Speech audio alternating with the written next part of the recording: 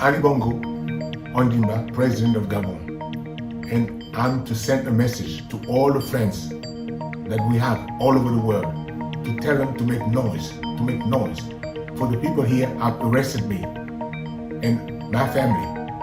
My son is somewhere, my wife is in another place, and I'm at the residence. Right now,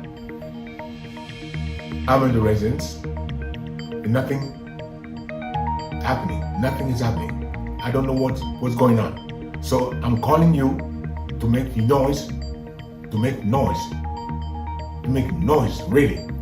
I'm thanking you.